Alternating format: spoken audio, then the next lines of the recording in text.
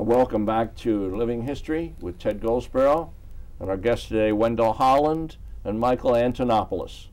We're talking about a moment in integration, about the closing of the Ardmore Avenue School and what happened to the students from that school.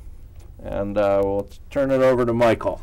Well, we said in the last segment that there were 180 children that were bused into 4 different elementary schools, Windward Road being one of them. So the whole dynamics of what took place. But I want to, with so many kids coming in at one time in each individual school, but I wanted to point out that Wendell and I were 6th graders. So we were integrated 1 year before we otherwise would have been integrated because we were on our way to Ardmore Junior High School.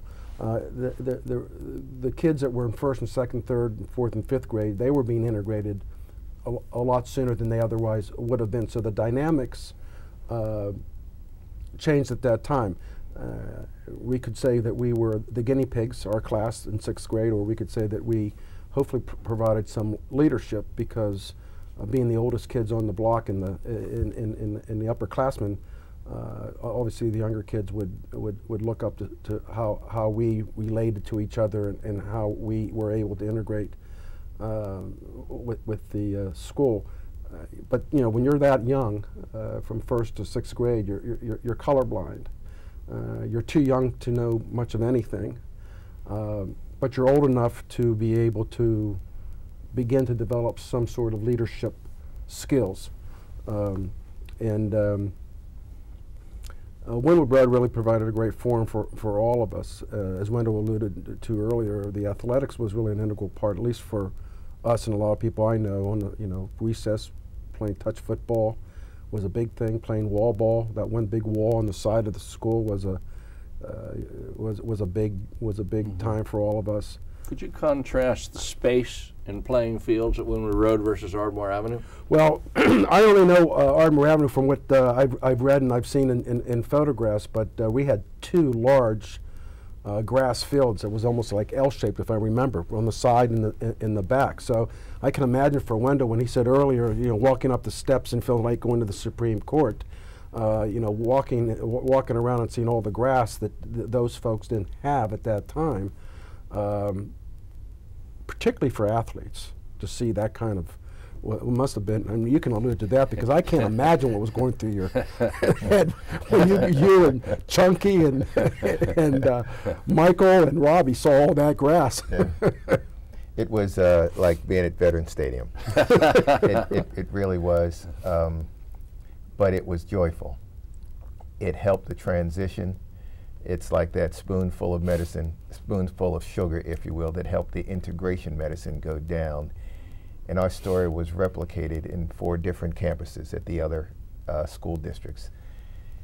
And it also gave the teachers a chance to be part of the national integration movement. Again, our story isn't a story of one perspective, but multidimensional.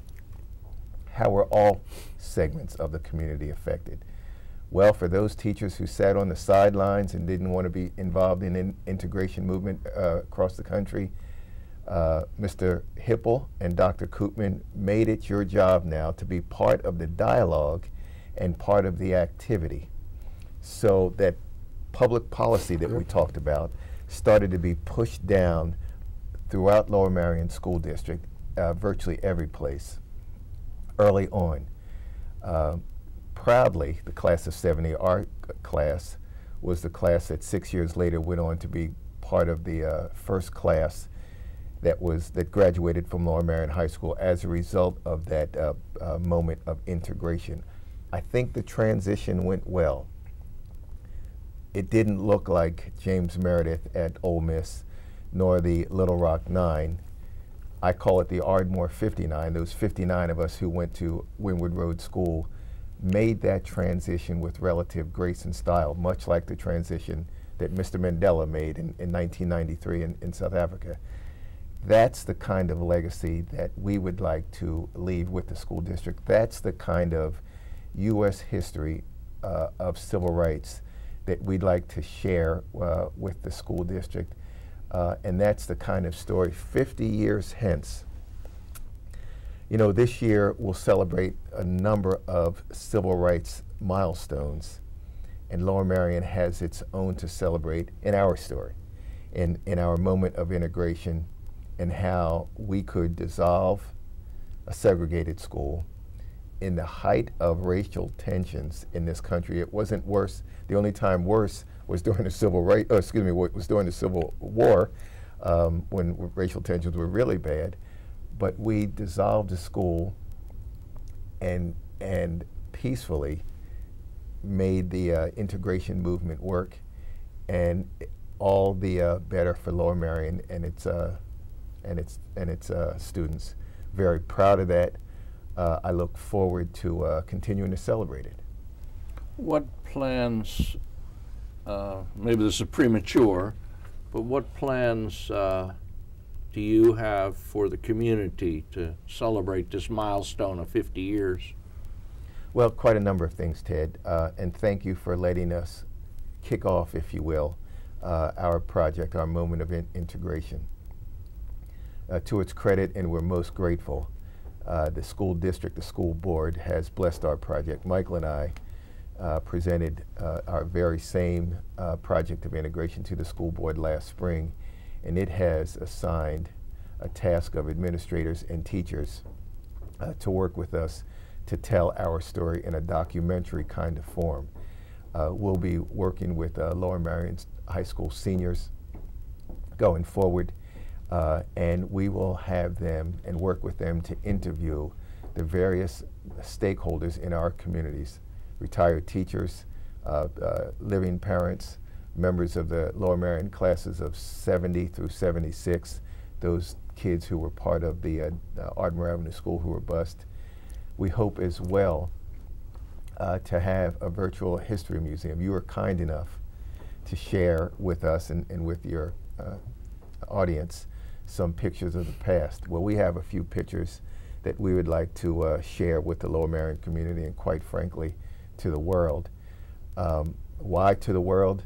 Because this is Kobe High. If Lower Merion is famous for Kobe Bryant, Lower Merion is also famous for some of the other marvelous things that it did, like our project. We as well intend to have a reunion, if you will, in September or third quarter of 2013 this year, so we can bring back the stories.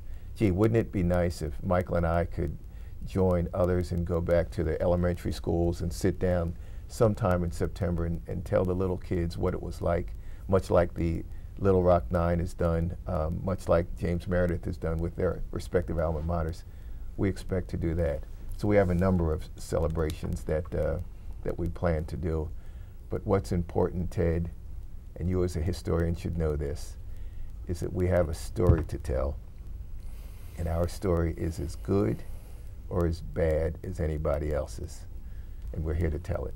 Wouldn't you say, Mike? Well, yeah, and I think the thing is that this was a success story. I mean, whether the motivations were right, wrong, or indifferent, it turned out to be a success. Remember, integration back in 1963 on the main line of Philadelphia was an anomaly. When people thought of integration, they were thinking of integration in the South, Alabama, Mississippi, in South Carolina, not the main line of Philadelphia.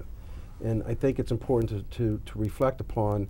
It's a 50th anniversary of an event in integration, but it's celebrating the success of what occurred. The fact that Wendell and I have remained friends for 50 years. We've been involved in working on 3 reunions over the last 15 years. This being would be the 4th that we've worked on together of sorts. And we reflect back on, I want to bring up when we were in 7th grade. I was a quarterback. He was a halfback, and he was a great athlete. And we were playing Radnor. I think it was at our field. Harry Donald and my father were sitting on the sideline. The first play of the game was the Statue of Liberty. Wendell ran 70 yards, scored a touchdown. We missed the extra point, lost 7-6.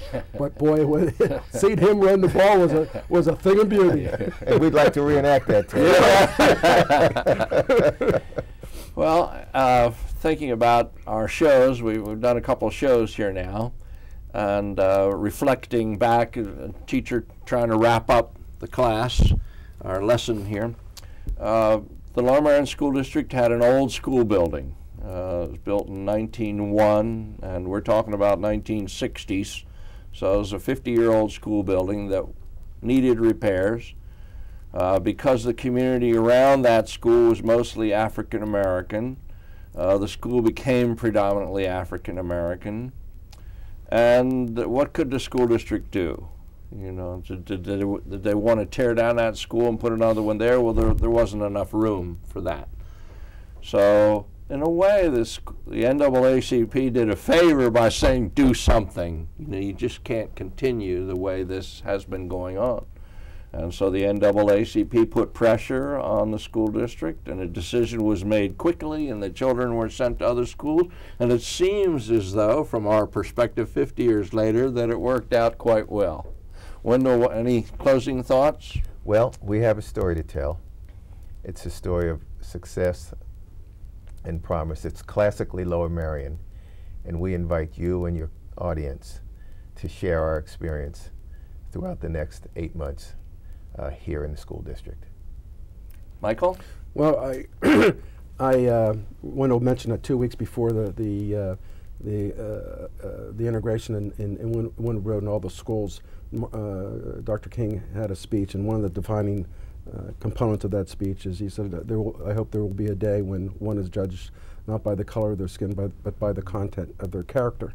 And I think that, to me, that defines what we're celebrating here, because this couldn't have been the success that it was if it had not had been for all of us looking at each other because of who we were, but not the color of our skin. Thank you, Wendell Holland and Michael Antonoplos. This is Living History with Ted Goldsboro, and thank you very much for joining us.